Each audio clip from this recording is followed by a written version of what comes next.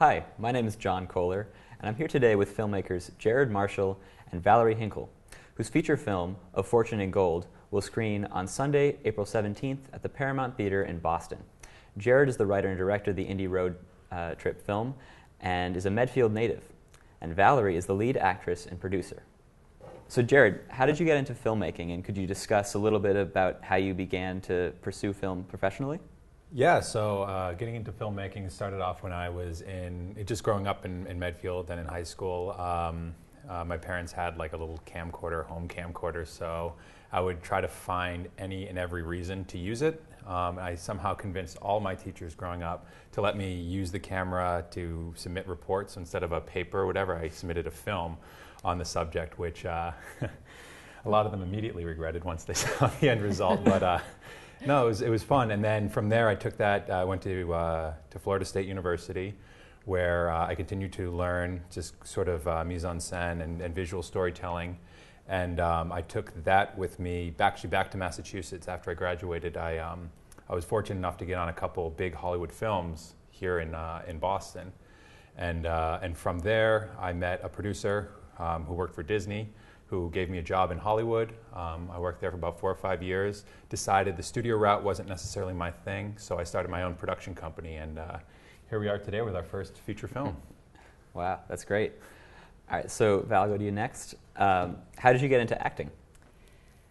I started in middle school taking classes. I grew up in Titusville, Florida, which is Central Florida, like Cocoa Beach area, and I used to drive to Orlando and take classes, and then I did community theater, and then went to school at Florida State as well, but we didn't know each other. We met in LA, where they have an amazing film school, and I got to do a ton of films there and be on set all the time.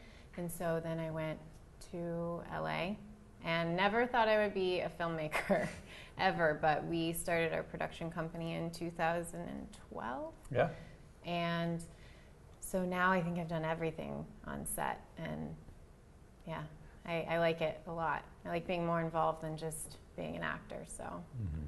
That's great. So your original direction was just towards acting, but you had now opened up more? Yeah, I think I always admired like Sandra Bullock, who also produces, and finds her own stories to tell. So I always admired her. I don't know, I never really thought I would be behind the scenes as much as I am now. So, yeah. That's great. So Jared, could you tell us a little bit more about growing up in Medfield? Yeah. Growing up in Medfield was, it was awesome. Medfield's a very great town, ever evolving, ever changing. I feel like every time I come back now, there's a new restaurant or a new store or something. Brothers, which is great. Just had a panini from there. No, I was fortunate to have a very good education. Medfield has a really good school system, and a lot of access to various resources that have helped me certainly in my development and my growing. And I'm really happy to, invite, all of my friends and family that I grew up with to showcase our film to them. I don't think it's a coincidence that we got into Boston, and I'm really happy that we didn't know anyone. We really didn't. I'm really happy that it happened, so we can share this with everyone that's sort of helped me become who I am. Great. So Val, could you tell us about your character Mai? She's pretty career-driven and enrolled in business school during the time the adventure starts. Do you relate to Mai at all in real life? Yeah, definitely. I think I've always been very driven, I would say. My parents would say stubborn, but when I put my mind to something, I will do it, no matter what. So, yeah, I can definitely relate to that side of her. I don't think I would ever want to go to business school, so I can't really relate to that. I don't really want that 9-to-5 corporate life. That's why I love the industry and the arts. But yeah, I think there's a lot of her I can definitely relate to. Great. So, Jared, could you tell us about your inspiration for the film and what issues you wanted to explore? Good question. As I've been in the business for longer and longer, I've kind of come to understand how important and how powerful a tool movies are, and filmmaking is. Usually, you know, when I'm starting out, or when I was starting out, I just loved getting a reaction from people. But now I understand filmmaking as a way to communicate certain ideas and messages to people. And you know, when I was making A Fortune in Gold, some of the issues that were really important to me and really relevant were obviously the millennial generation and their experiences post recession. Like people are graduating with all this experience, finding it hard to find jobs, or at least survival jobs and that kind of thing. So I thought to myself, what's a great way to address that subject? And so when I was making A Fortune in Gold, sorry, I'm blanking right now. No. Well, the idea of the treasure hunt, the idea of how we all want to strike it rich. And so it's such a great theme to have the story built around. So yeah, it's a broad topic, but like the treasure hunt as a catalyst to allow millennials. Okay, so supposing money wasn't like the end goal, right? Obviously, you go to get the money, but that's going to supposedly liberate you from the stresses of real life. So along the way, realizing that, you know, what are our priorities? You know, reprioritizing our lifestyles and those kind of things. While at the same time, exploring some of the most beautiful places in the country. Yeah. Our film travels around the Grand Canyon, Joshua Tree, Zion, landmarks that, you know, people always hear about but don't necessarily travel to. And we wanted to showcase these landscapes and say, hey guys, these are still here. And believe it or not, exploring these places help kind of evoke some primal thing within us to help us realize the beauty of the world and the things that are important to us. Yeah, I've seen some of the production stills, and it looks gorgeous. So, props to you guys. And so, sort of segueing off of that, what you wanted to write about, I guess, what was the process as a writer, and why did the story need to be told now? Yeah, that's another good question. I mean, this movie, a lot like Medfield, has gone through a lot of evolution, and so. Starting off, it was actually supposed to be just a straight-up traditional Western that took place in a ghost town, and then it was a movie on the high seas and Treasure Island, and then budget came into play, and we're like, oh, okay. But we also, I think in the process, I found what I was really trying to say, and so I thought, why not tell a nice cinema verite, on-the-road road trip adventure, a la The Goonies and Easy Rider. So. That I took with me to New Hampshire, where I spent about a week and a half, like really just getting it all down on page and like getting everything to the place where it was finally ready to go into pre-production and production. So, yeah. So, Val, what makes working on an independent production so appealing to you? Indie film. Well, I wouldn't say you have more time because you don't have as much money. So it's definitely not about time. I think, well, as an actor and as a lot of the artists on set, like the cinematographer and production designer and costume designer, there's so much more collaboration, I guess. Like you really get, and even as an actor, like, I mean, it was great working with Jared, and I think the other actors enjoyed it as well. Like we were collaborating. There were so many beautiful moments that made the final cut of the film that we found on set organically in the moment. And I would say that across the board in every department. I love that about indie film. Normally it's someone telling a story from their soul, and it has a message, and I really want to work on projects that have a message. And television, there are some amazing shows now. Like, you know, their TV shows are being shot more like film now. So, but I've always been drawn to independent film because the characters are really meaty, and especially my type on TV tends to be more stereotypical roles. like mean girl or, dumb girl, or I think I've played all of those. Yeah, character. And so in indie film, there's really great roles that you can bring your own personal experience and depth to the characters. Yeah, so you discussed your I guess the different types of actors or your types of characters that you're interested in. What do you look for in roles as an actor? Roles like, I guess, what do you mean by that? Like what? Yeah, what intrigues you as characters that might intrigue you? A woman who talks about something other than a boy the whole time. I mean, it's kind of sad. Women in the industry, there's a really big push right now, to bring women's true stories to life. So I think a character with depth, with complexity, with, to really find that struggle, that's what's fun as an actor to dive into.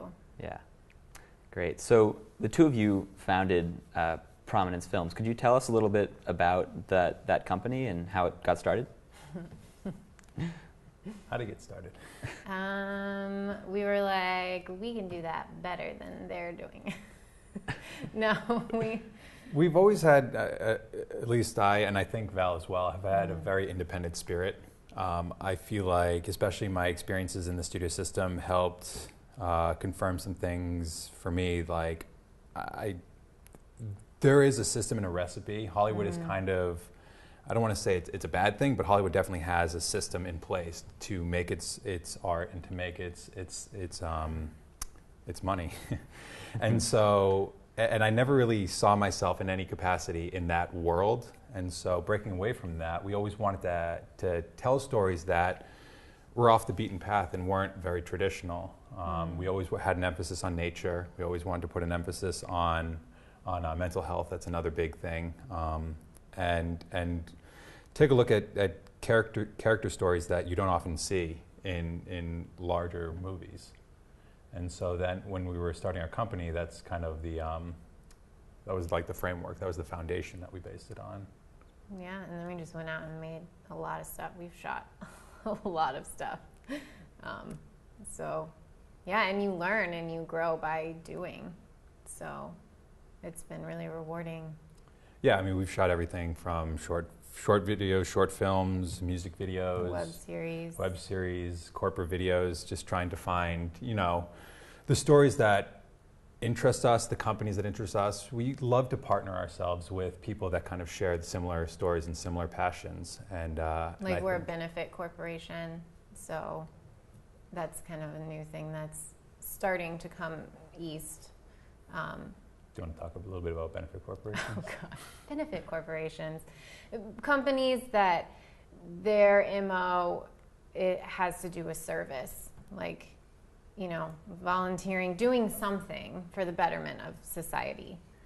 Yeah, benefit corporations make a promise that any money received, at least a certain percentage, is given back to the community and community services. That's great. I had never heard of that type of company, but it sounds it just started, really interesting. I think, like 4 years ago. Yeah, it's making its way around the U.S. I think there's at least half the country has this type of thing in place, a system in place. Mm-hmm.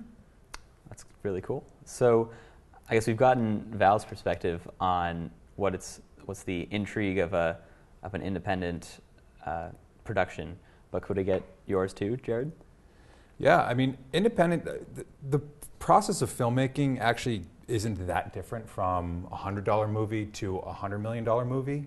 It's funny, I was just listening to Tommy Hooper speak last week, or this past weekend, and he was the executive producer of Star Wars, The Force Awakens, and he's saying even J.J. Abrams, this mega director, loves a sense of confinement, right? You think that, $100 million movie, you can just throw money at a problem. No, directors from the small to the big love putting themselves where you have to problem solve, because true art is problem solving on the day, on the week. When you are on set and you're filming, anything can happen, and that is part of the fun. And that's just filmmaking in general. Independent filmmaking, it's just doing that with no luxury of $100 million. Well, there's a lot of really big budget indies, but I guess we're more specifically talking about, not studio. Right. The good thing about independent is that you really have the ability to have your own voice.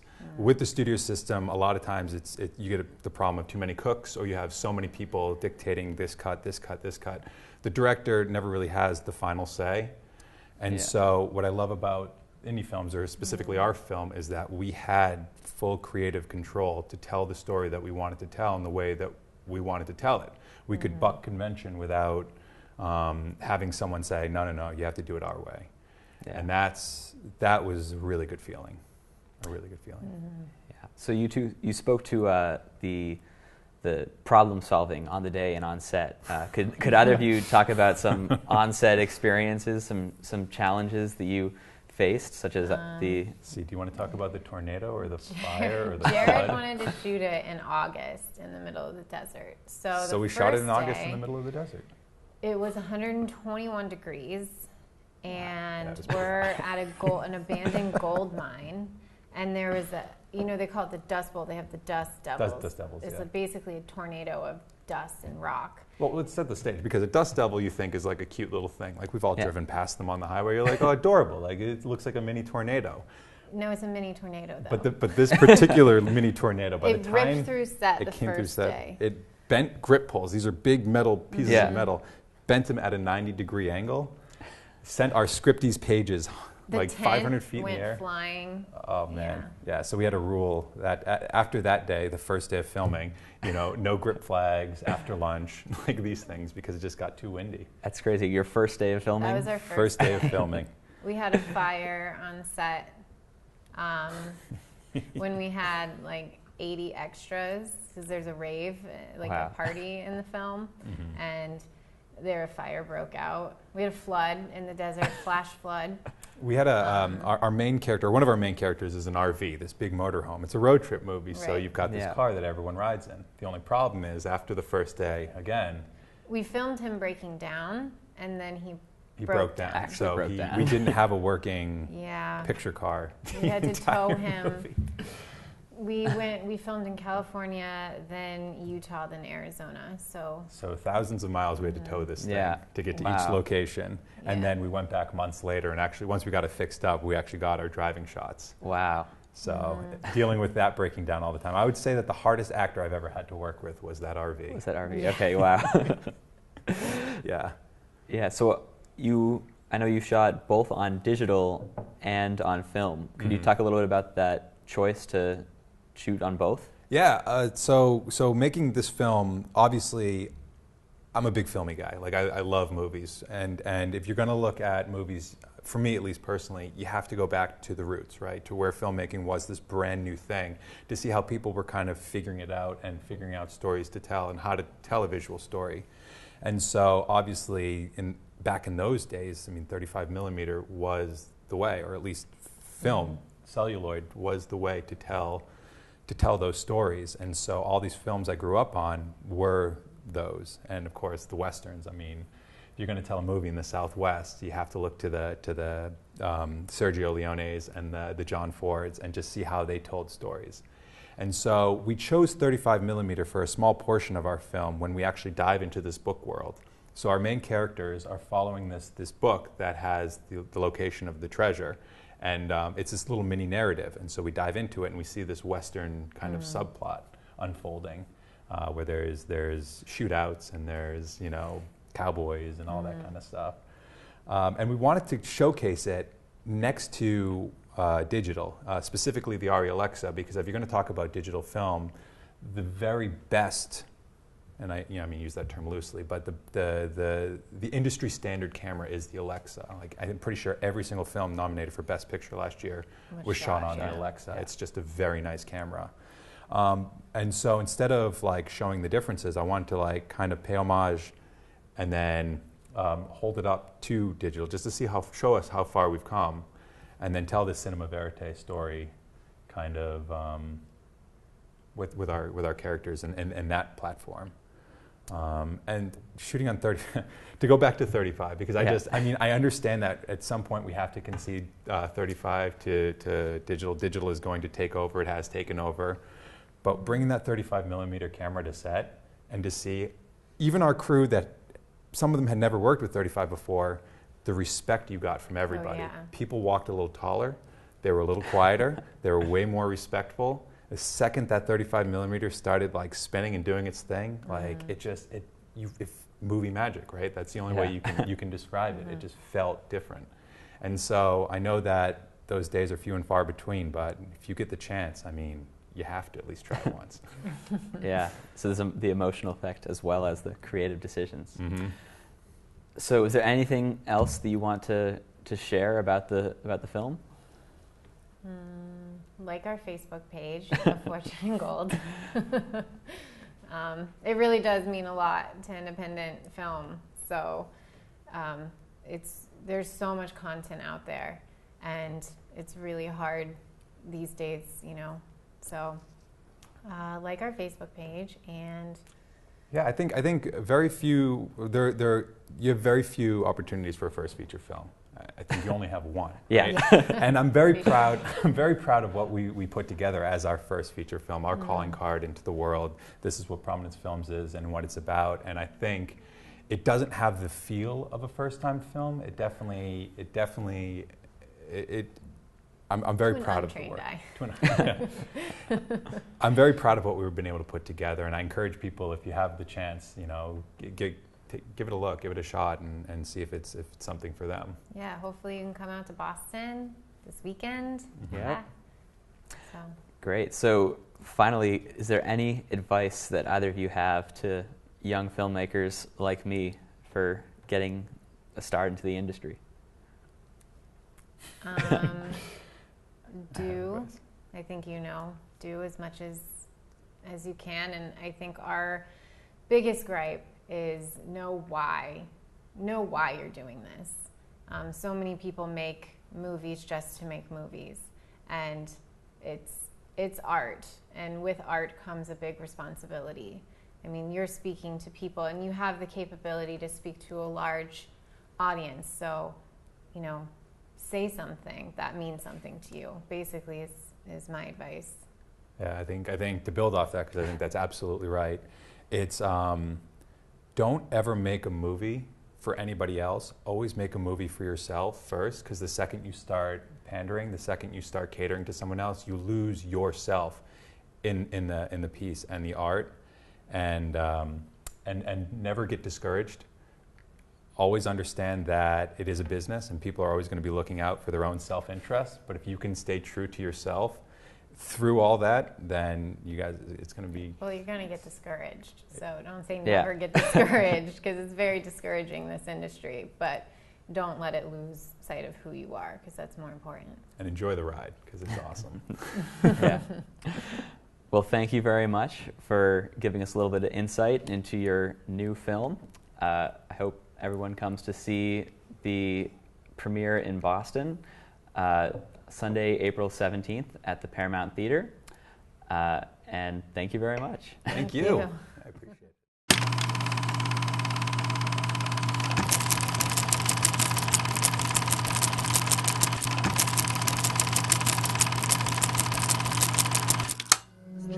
The preceding was a production of Medfield TV.